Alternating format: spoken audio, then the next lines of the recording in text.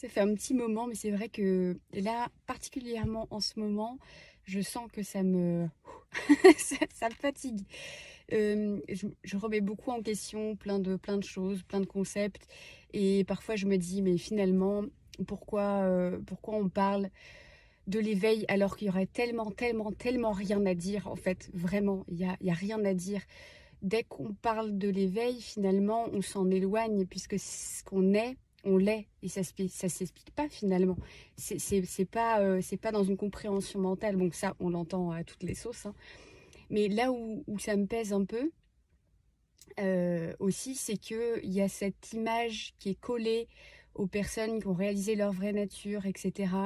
Une image un peu, je sais pas, mystique ou comme si on vivrait différemment, comme si on était différent, comme si on avait les réponses à tout, que voilà, on était dénué de peur, d'émotions, de sentiments, tout ça. Et c'est tout à fait normal, je veux dire, y a pas de jugement parce que je suis passée par là aussi.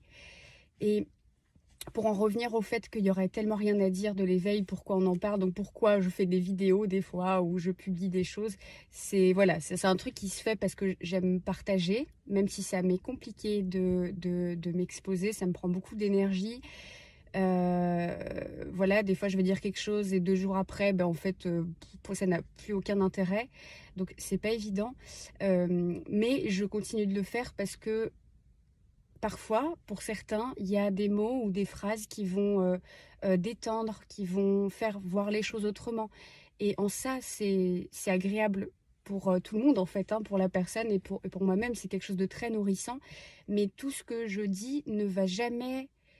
Enfin, je veux dire, il faut pas attendre à ce qu'il y ait souvent, les personnes cherchent une sorte de switch, un truc qui va d'un coup, genre, waouh, mon Dieu, etc. C'est possible, hein. Je dis pas, je sais pas en fait comment c'est possible si on peut atteindre l'éveil comme ça, etc.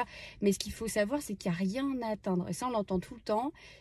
À la fin, c'est pénible, hein, pour les personnes qui sont en chemin.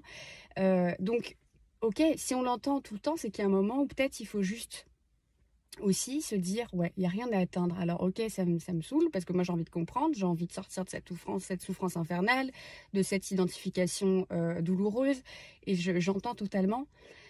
Mais si juste t'arrêtes d'atteindre, de vouloir atteindre, de vouloir dépasser les conditionnements ou les transcender ou te désidentifier ou d'être sur le chemin, etc.